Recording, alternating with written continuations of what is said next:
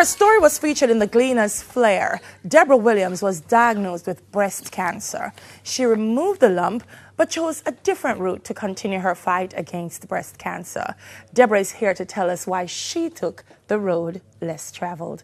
Morning, Deborah. Morning. First of all, congrats. Thank you so much. Congrats. Thank A you. story of inspiration. Let's start by, so you had the lump. Yes. For some time? I would say about 4 or 5 months. Hesitance to find out if it really was what you thought it No, was? busy, and couldn't get a chance to go to the doctor because I was traveling around the Caribbean at the time. Right. So when you heard that this was breast cancer, what was that like? Devastating? It wasn't, and you see, I'm trying so hard to say that with sympathy because people keep saying, how not? Every other woman is devastated, but I was not because I'm a Christian and my faith is strong.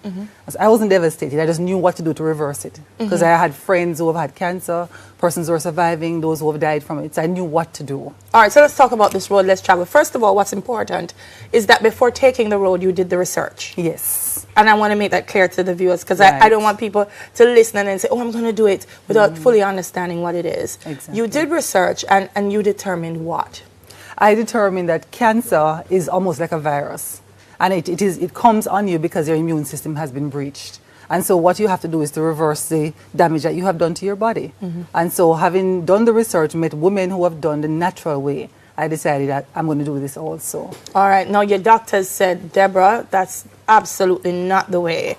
That it may be a combination of that, but chemo was important. You opted not to do chemo. Yes.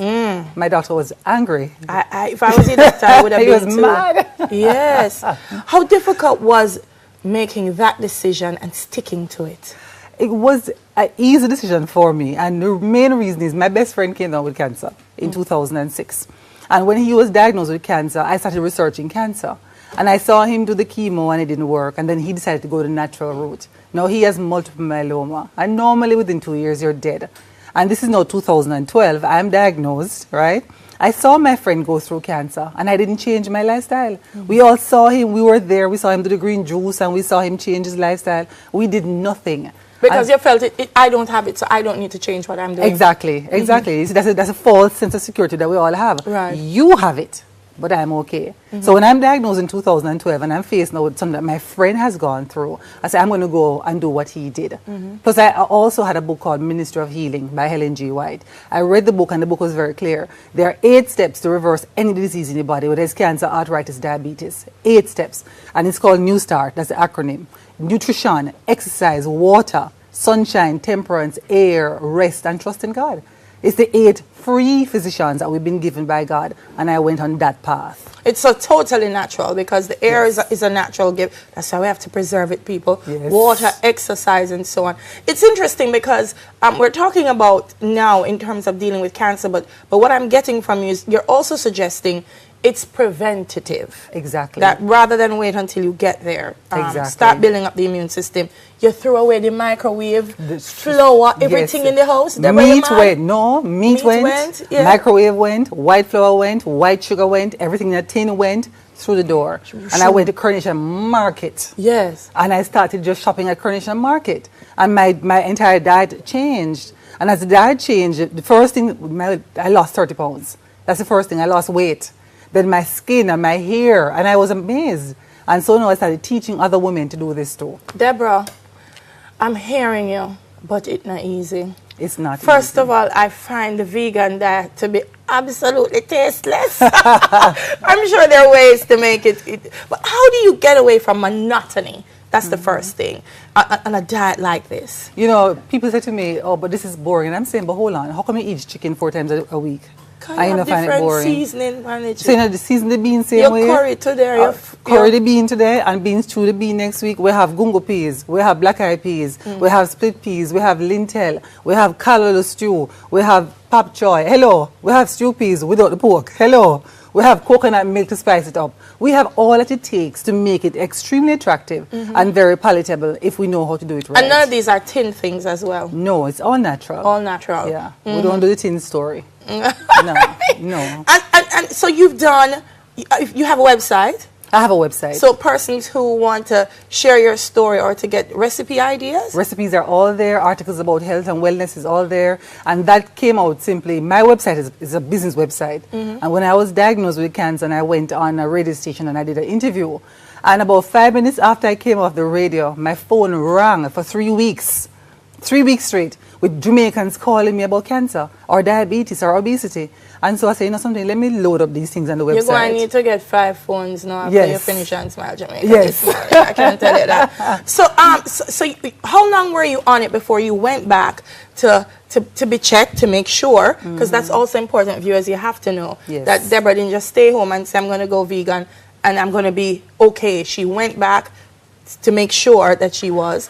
What time lapsed before checking and then finding out you were cancer free? Oh, it was 9 months actually. 9 months? 9 months. When I started doing the program, because I was diagnosed in April of 2012, right? And I changed my lifestyle and my diet completely. And I started doing workshops, just helping friends and just going to different churches and schools and just telling women, listen, you don't have to come down with this thing, you know, it can be prevented. It's not just about screening for cancer, it's prevention of cancer. And so I started writing a book. And in the book, I'm diagnosed, I'm telling them how God helped me, the New Start program. And in December, I finished writing the book. And I'm saying, okay, I need to find a publisher and get this book published. And the Holy Spirit said, no, they're not going to believe you. Who are going to believe you that you don't have cancer? Just because you change your lifestyle and diet. And so I started checking around, is there a test in Jamaica that we can do to prove that there's no cancer cells in your body? Well, there's none. The highest test we have in Jamaica is a CT scan. And that's, I can't prove definitively. And so I went to church one Wednesday night and I heard an elder saying that she was diagnosed with cancer. She went to Miami and did a PET scan. So I started researching the PET scan. And lo and behold, I went to Miami, did my test, and girl, when the results came out, we ball. Jump up and down. We ball. You ball. We ball. Put a ball to Deborah. I know you feel like ball too. Oh, wow, that's amazing. But my producer's balling too. No, so you did the test, cancer free, but you didn't revert. You still are on the diet, and that's also important as well. Yes. Is it also important to stick with it? Yes. To not say I'm vegan today and tomorrow I go and bust a stew peas. Yeah, it's a good point. When I came back from Miami with the PET scan results and I went to see the surgeon who had taken out the lump, and I gave him the results, you know, along with a copy of my book, Ministry of Healing too, and asked him, please, don't just cut these women's breasts off. Tell them that there's another way. I remember when I gave it to him and he was going through and he was trying to understand what was going on because he was very puzzled. I had stage 2B cancer, which means it has spread from the breast. It is now in your lymphatic system. Wow. That don't disappear. Which means it can continue to anywhere. Spread. Your lymphatic system is your drainage system. So once the cancer hit that, it can be anywhere in your body and you don't know. And so he says, Deborah, this is dangerous. You can't. How could it? It can't be gone. Then he said to me, well, all I can say to you is this. Whatever you did to reverse this cancer, understand you'll have to do it for the rest of your life. And I said to him, Doc, you finally understand the point I'm making. This isn't a diet. It's a lifestyle change. And that's where I left him. Deborah, inspiring to speak with you this morning. She's not going to leave us just yet. Neville is standing by because she's going to whip up some of the vegan. I see some almond. I see all kind of things over there waiting on us. So she's going to whip up one of those wonderful meals for us this morning. But it's a powerful story. Her website is Deborah Williams. It's DeborahWilliamsJA.com. JA.com. So go out and check her out. One question before you start. Yes. Why you got rid of the microwave? Because the radiation from the microwave damages cells in your bodies. The moment you turn that on, it's almost like an X-ray. And all that radioactive energy is extremely damaging. Just the fact that you turn it on or the fact that you put food in there? Both, because if you read the instructions, it says when you're running it, operating it, don't stand in front of it. But most of us don't even read the instructions. So the microwave went in the garbage. No microwave. Buy a toaster oven if you need to warm up your food. And use a toaster oven, but don't use the microwave. All right. What we do now? Okay, we're going to make almond milk, right? Because many persons say they have to use cow's milk. And I said to them, stop use cow's milk when the calf. The cow's milk is meant for the All right, come, let's go. All right, good. Tell me what you're doing. Hold on, So I need to plug in these things, no? Yes, we need to plug those things in. Let's turn this off. All right, beautiful. So here we have almonds, right? And you know we all love almonds. Now, one thing with almonds, when you're going to use it, you will soak it overnight. Soak it overnight. Soak it overnight, even if you're going to eat it. Yeah. Soak it overnight. Next morning, you throw that water. And then you put this in the oven for about half an hour at 150 degrees, dry it back out, and you're good to go. Yeah, they were here for ride and whistle, you know. So. My ride and whistle, ride and whistle. So we have 1 cup of almonds, right? All right. We have 2 cups of water. So we put Where you got this from? You made up this yourself? No, man, this is all on Google. I mean, we must learn to do research now. Research. So 2 cups of water, and we use filtered water. Never ever use the water straight from the pipe because it has in chlorine, and that's not good for you. And then now what I do as a sweetener, and it's not absolutely necessary, but we're whistling and riding, 2 tablespoons of honey, right? We cover back the blender, and we press on. And we blend. And you notice how white it's becoming? So we're getting almond milk. Okay. Right, so we blend it for a couple of seconds. That's it. And that's it. You're That's done? the drink there? Yeah, man. I mean, mind you, you need to do it a little longer, but for time, a How much longer you need to do it? couple more seconds. Well, do it All right, couple do more it. seconds. All right, Yeah, do it. because we want the almonds to be completely gone. Yeah. So you don't see those chunks. All right, so we run that.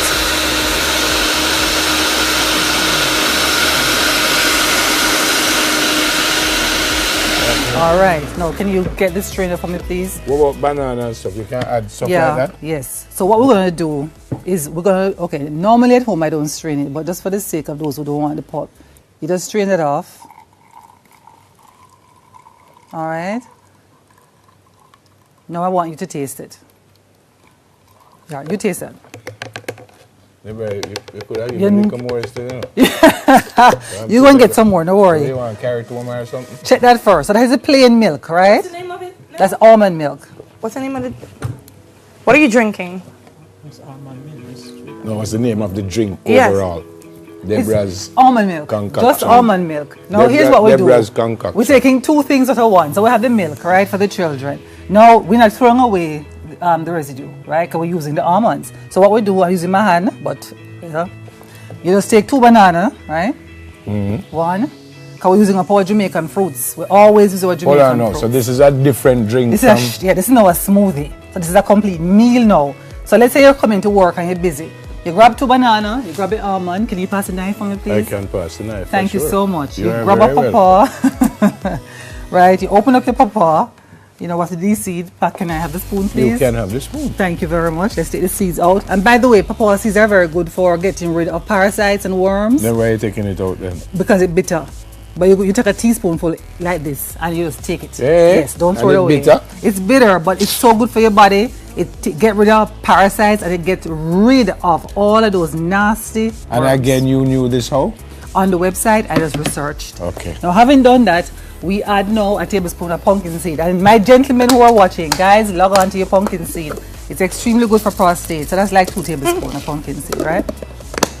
We put that in there, and then now we blend. Again. Yes, so now we have 2 things that we made out of 1. We have almond milk, now we're making a smoothie.